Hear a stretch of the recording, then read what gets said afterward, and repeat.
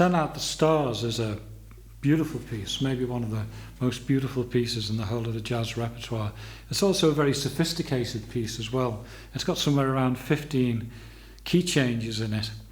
And preparing a piece like this for solo guitar is quite a task. So I just thought it'd be interesting to sort of work through that and show you how I might approach doing that. So the first thing that I do, which is very, very important, is to develop a sense of the melody, and I do this by repeatedly listening to it, usually to my favourite versions. My favourite one is the Bill Evans and Jim Hall version of the piece, which is just gorgeous, piano and guitar. Once I can imagine the melody and sing the melody myself, internalise it and sing it, I need to develop an idea of the overall structure. And this particular piece is divided into 5 sections. The last section, the 5th section, is a kind of a coda, which brings us back to the original, the melody again. And after that, I need to be able to relate the chords to the actual melody. And there's actually a whole section on my book where I talk about this, a whole chapter in my book. So if you want to look at this in a little bit more depth than we can do in this video, you might like to check that out. There's also a lot of other material relevant to what we're talking about here and there, so you might like to take a look at that at some point. Now, when I come to harmonise that, the first thing I do is I take the original real book, and that's actually got a lot of very, very complex chords in it, which are informative but not terribly useful when I'm actually making an arrangement. So I strip all those chords back to their absolute bare essentials. And the other thing I've done with this piece is I've actually transposed it down a perfect fourth. So rather than being roughly in the key of A minor, I've now actually put it into the key of E minor, only because the melody and the upper reaches of the melody sit more comfortably on the guitar. If it's in A minor, I tend to be up here on these very, very high frets, and that can sound a little bit thin and also quite difficult to add harmony to. But if I'm taking it a little bit lower down in this kind of area, it's very, very easy for me to add harmony to. And furthermore, the notes themselves on the string sound a lot fuller and richer and more pleasant in that position. Now, the first section consists of 4 phrases. The first one, which is just going down from the C to the B, then that's repeated again,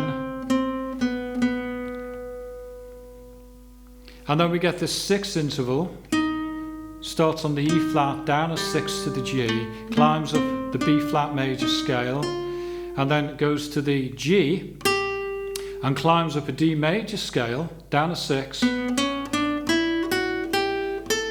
to here, and then we get this C flat, which is our next phrase. Now that C flat to B flat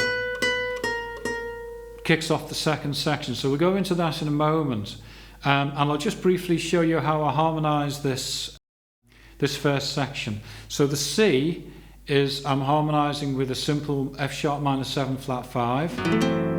Then the B7 has got the C still there, so it's really a B7 with a flat 9th. There's the open B, and then an E minor chord here. And then A minor with a C on top, D7 with a C on top. I could get that here as well. So A minor there, but I like the fuller chord down here. And then the G with a B on the top.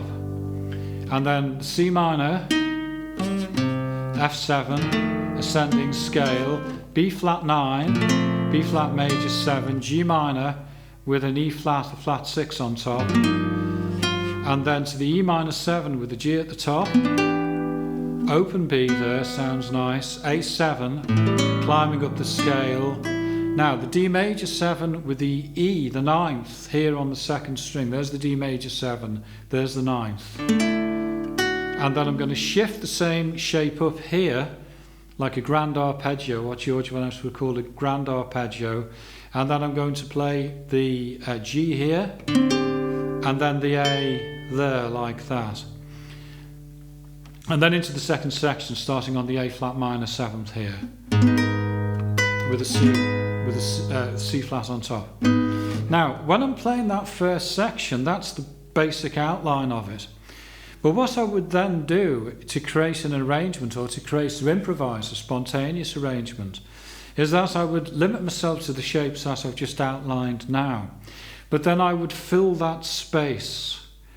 And the way that I would fill that space is by using arpeggios and by scales that are relevant to the key and the chords that I'm actually using.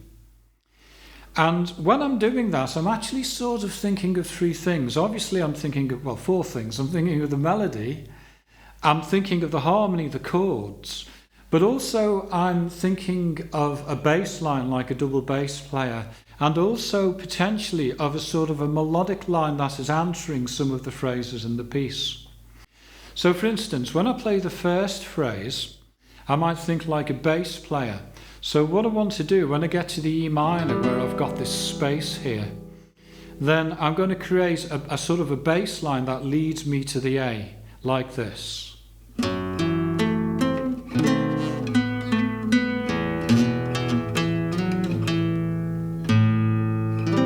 Down to the A minor. When I go to the A minor, D7G, which is a 2-5-1 in G, when it finishes on that G with the B in it, I'll create perhaps a melodic line that leads into the C minor. So that would sound something like this.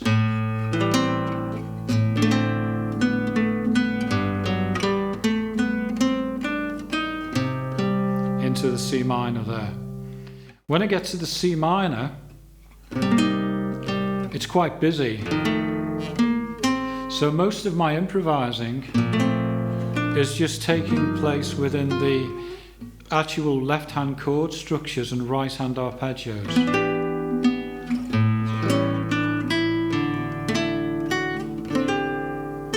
Like that. Now if I put all that together, what I get is this first section of this piece, which although it's being played within a structure, I'm very, very free with that structure. So each time I play it, I'm going to play it slightly differently. So it might sound something like this.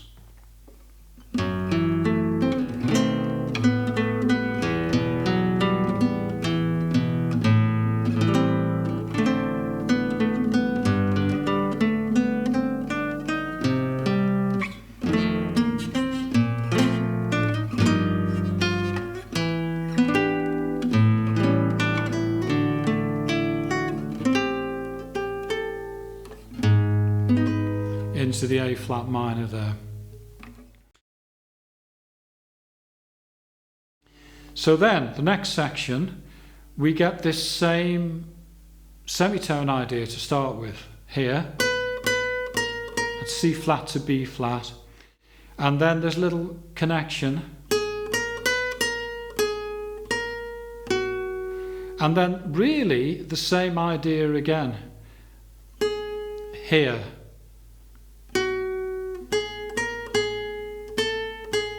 And then tailing off. So that now sounds like this.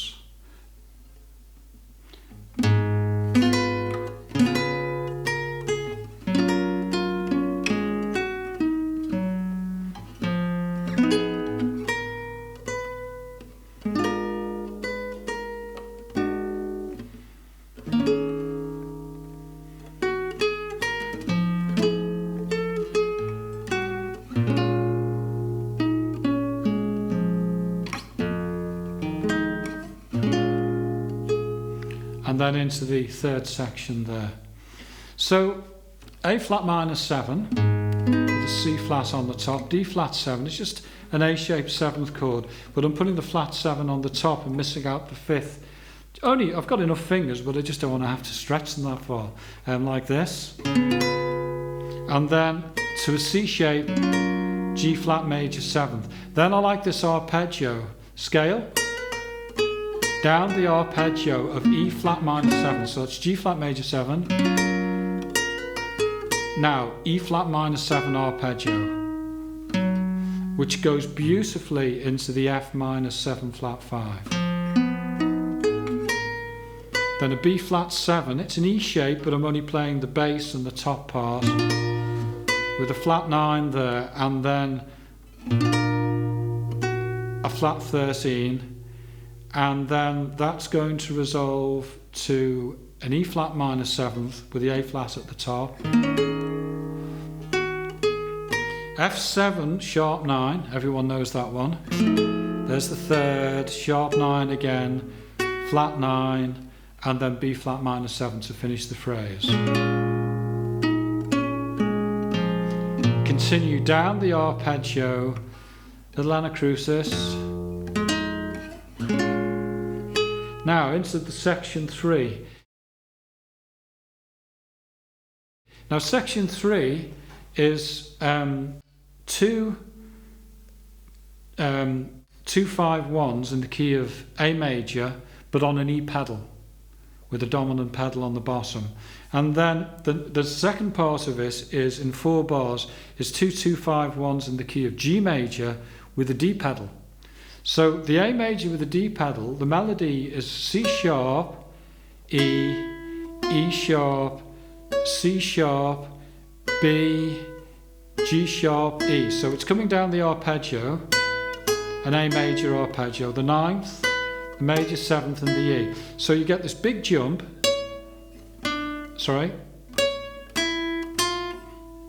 and then down the arpeggio. Now it does the same thing again, but a third lower. So now it starts on the A, big jump, climbs back up again, and then down the arpeggio again, this time starting on the 7th to the 5th to the 3rd. Then we get A minor in the key of G, but with the D bass, and it's got a B on the top, and it's the same shape again. It starts on the B, a tone higher, it's a big jump down to the D, climbs back up again, and then this time comes down a G major 9th arpeggio, and then it does it again, and then climbs back up into the 4th section. So that sounds something like this.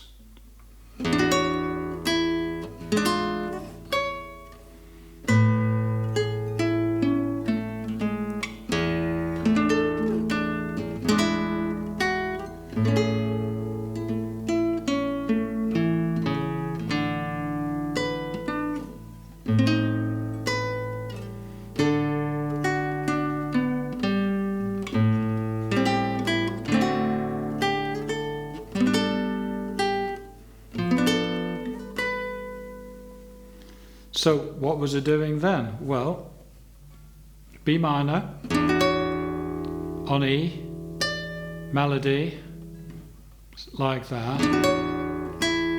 Now this is an E7 with a flattened 9th. It's really a diminished triad sat on top of the open E string. Back to the C sharp. Now an A major 7th arpeggio, so it's just this simple A major 7th shape here. But here I'm coming down, B on top first, and then down the arpeggio. Now, B minor, but with an A on top here. Going to take it down to the D, which becomes the flat 7 of an E7 chord, a simple E7 chord in first position. Then to an A major 7th chord again in the second position, very simple, a G shape. Down the arpeggio, C sharp leads to the D. This is an A minor with a B on top. Now the D7 is just the flat 7 and the flat 9 with a melody note D placed in there. Down the arpeggio again, G major 9th with a D on the bottom. A minor 7, D7. Now this is just a G chord, simple G chord, with the A on the top, then the G, then a G7th chord with the A on the top, the same, and then up to the B. In section 4, what we get is we get F sharp 7, and we get this motive here. So it starts on the C sharp, goes up a semitone to the D, drops down to the F sharp, and then over to the A sharp, and then to the B. So the way I'm playing that is just again with a simple A shape F sharp 7th, like this.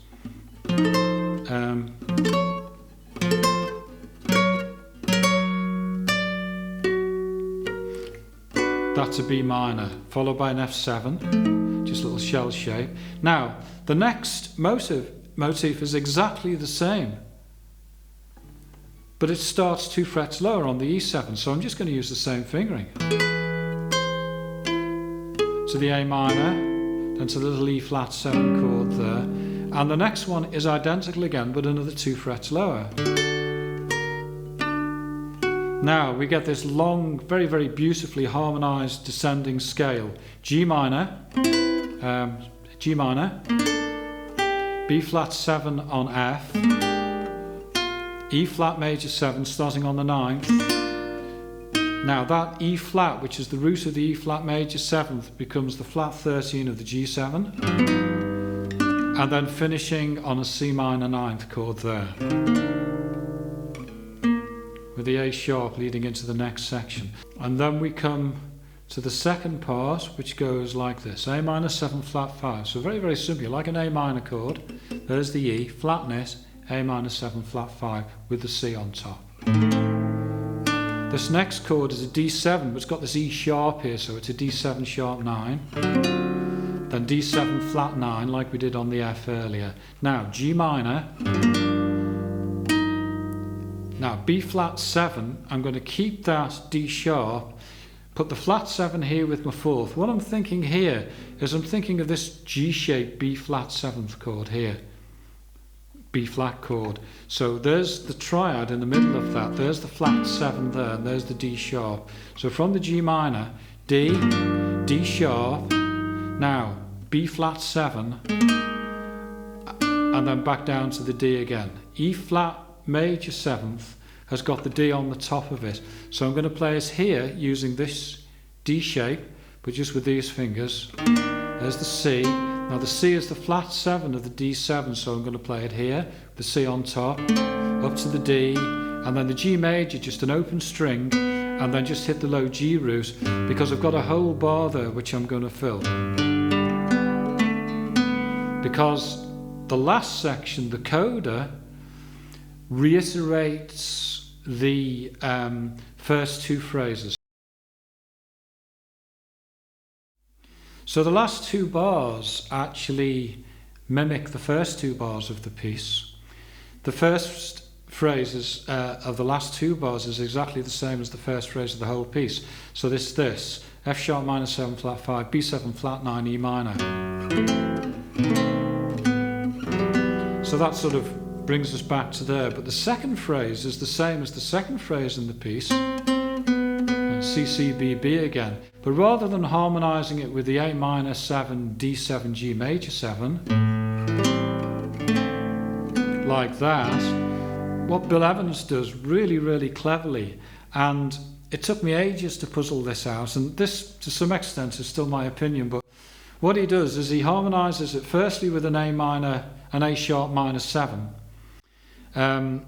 So the way I finger that is like this. It's got the C on the top, you see, so that's that. Now, the next chord is D sharp 7. And I've chosen to play a C minor triad instead of the D sharp 7. So that sounds like this.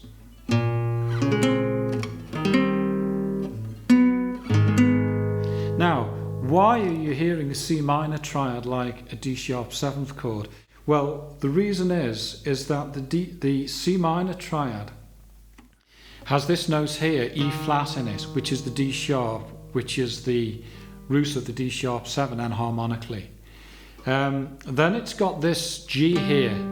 Now, although we're calling that a G in the C minor chord, enharmonically it's actually the F double sharp, which is the 3rd of the D sharp 7th chord, and then the C here is the 13th. So even though that's a C minor triad, in this context, because we're hearing that as a chord 5 of G sharp minor, we're actually hearing that C minor triad as a D sharp 7th chord or a D sharp 13th chord. So this is what it sounds like. That actually, I'll take it from the bar 37.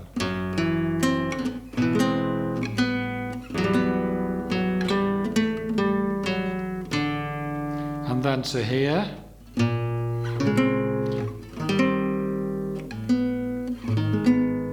Which takes us to the G sharp minor, which kind of finishes the piece off.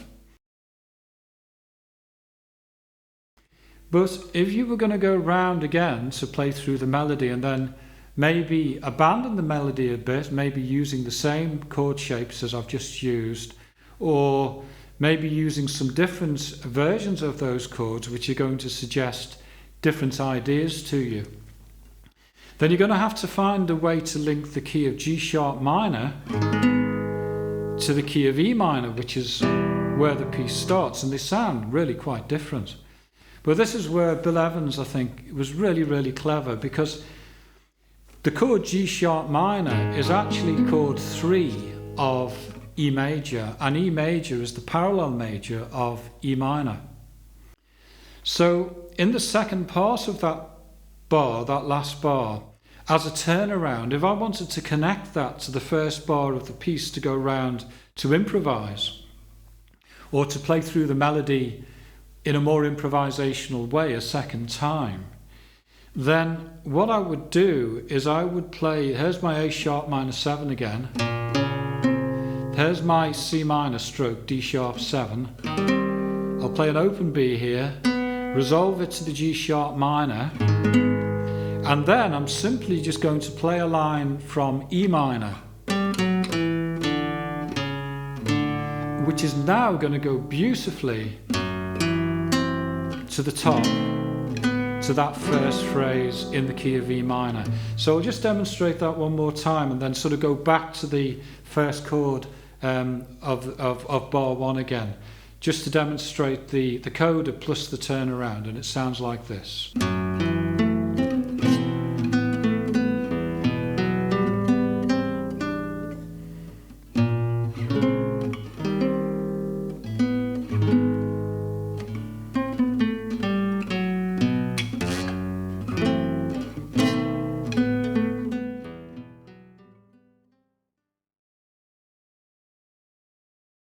So a big part of making an arrangement or of improvising when you're playing solo is to be able to extract melodic material from the chords themselves. So when you look through what we're working on at the moment, what you quickly discover is that the chords quite often contain the keynotes of the melody, which is where the harmony comes from in the first place. So throughout the piece there are lots of examples of this. If I was improvising, I might take the same basic chord shapes, but then use those chord shapes in a melodic way, and then it might sound something like this.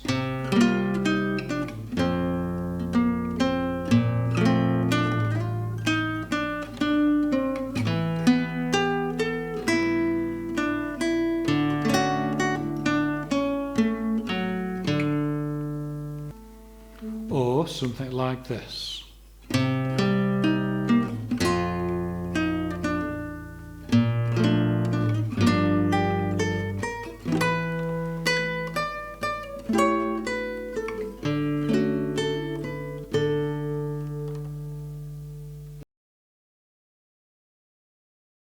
Now, when you get to this point with the piece, it's important to realise that this is actually only the first step.